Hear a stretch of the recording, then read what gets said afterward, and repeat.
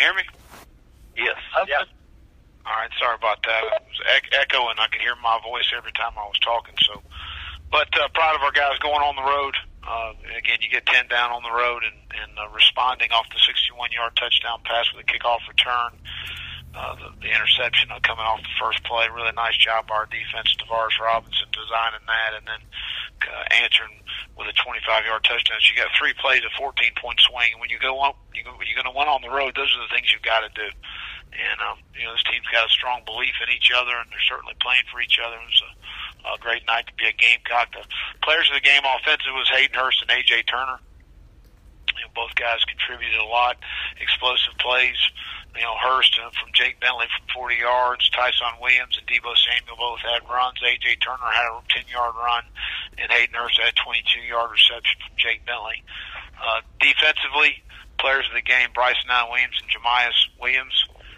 Defensive lineman of the game, Taylor Stallworth and Kier Thomas. Ball Hogs was Bryson Allen Williams, Jemias, Javon Kinlaw, Ulrich Jones, and Javon Charleston. Special teams player of the game was Javon Charleston, the kickoff return team, and then our field goal block team, which did an outstanding job of getting penetration and not letting them get a field goal there before half. But, other things are really important. We talk in terms of the ball. The fourth down stops, the block field goal, win the turnover margins huge, win the field position battle we did, win the red zone battle we did, and outscoring them in the fourth quarter. That was really good. Ball possession was critical. I think time of possession can mislead you at times, but in a game like that, against a group like this, you need to maintain possession of the ball. We had it right at 37 minutes to Missouri's 23 minutes, and then getting off the field on third and fourth down. We were 5 of 7 defensively. We were 6 of 9 staying on the field offensively. So that's 2 huge numbers of something that was a huge emphasis going into the game for our football team, and our guys did a fantastic job. So I'll open it up for any questions. Will, it's Dave. Any injuries coming out of the game, and do you have any further clarification on Montac for next week? Montac, I will know. It'd be questionable. I'll probably know more Wednesday or Thursday. We're going to shut him down tomorrow and Tuesday, and then see what he can do Wednesday and possibly Thursday. But no, we're fine. There's no other injuries from the game.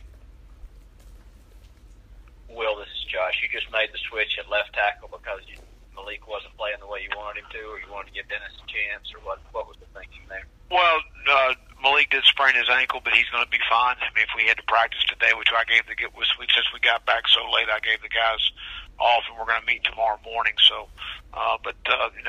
Malik hurt his ankle a little bit there. It was a little gimpy, and Dennis deserved an opportunity. He's had a good camp, and he played well in the snaps he was in there. Will Malik return as your starter there? I will determine that this week. Will, this is Larry Valdendam from Kentucky. Just wonder, I didn't know if you had a chance to even look at anything on Kentucky, for one, and if so, your impressions. And then two, just all the talk and everything the last week or so about the weather. How has that impacted you, your players, what might lie ahead, or has it not had an impact in just what's been going on with you guys?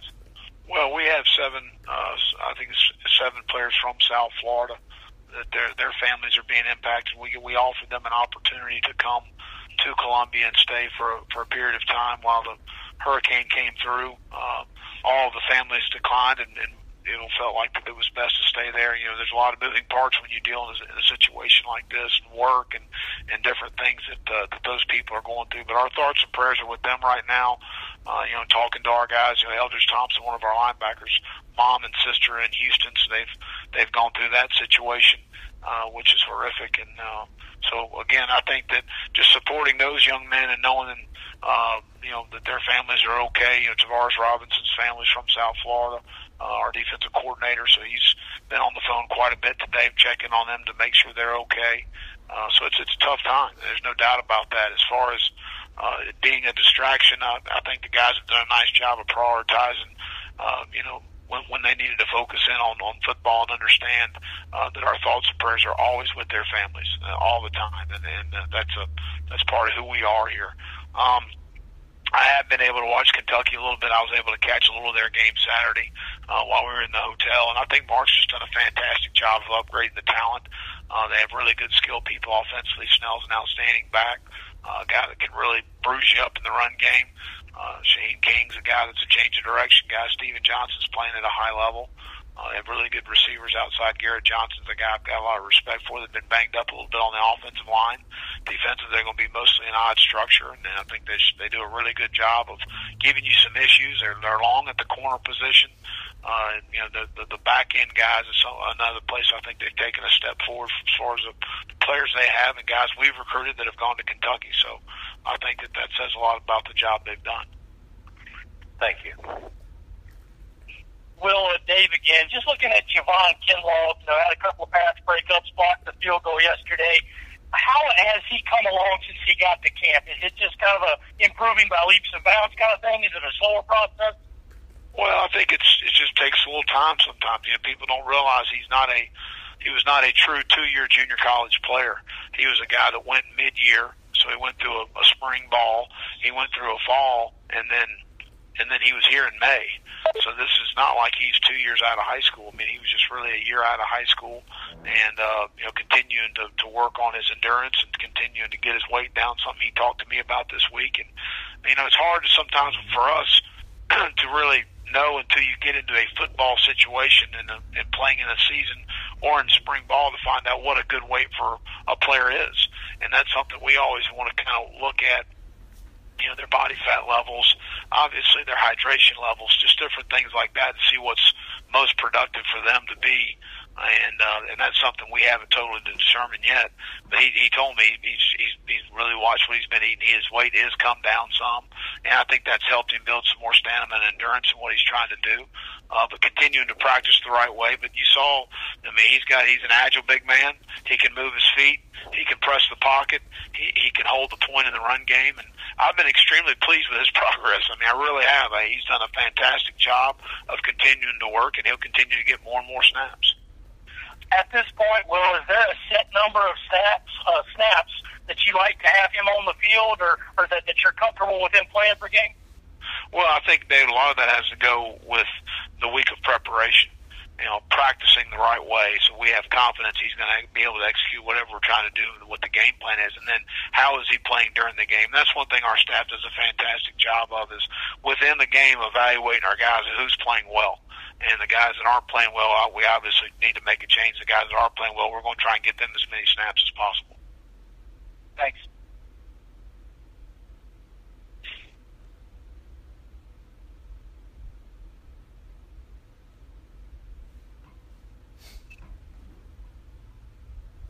I guess I'll go again, Will. A lot of talk over the offseason about the game day experience at Williams-Brice and hiring the DJ and all that stuff.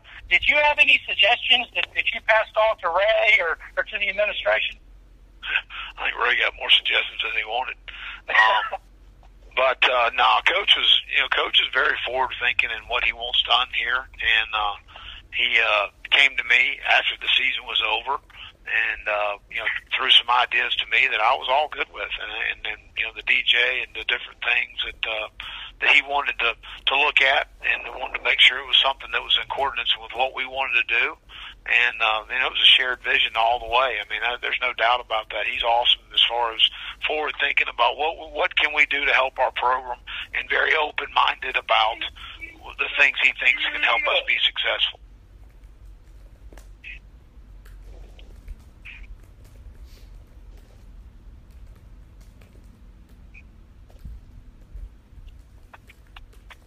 Hey, Will, this is Larry Vaught in Danville, Kentucky again. When you talk about Benny Snell, it was about the time they played you all last year that he kind of started emerging and getting a chance.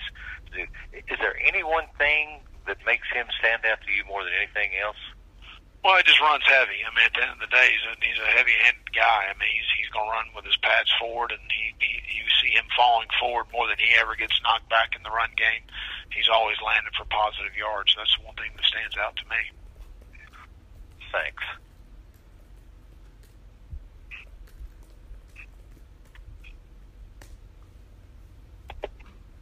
Will, this is John Whittle from the Big Spur. I was wondering how much early wins in the season help build recruiting momentum.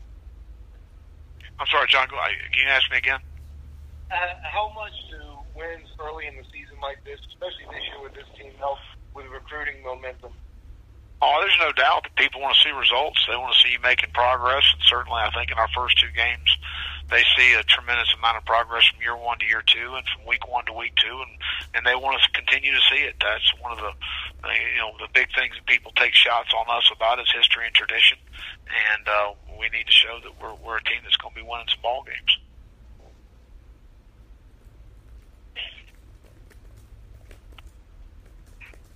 Also, you mentioned on your coaching show that Debo hit 22 miles an hour last week, and you wanted to see the number for this week on his kickoff return. Did you get that number yet? Yeah, he was really slow. He's at 21.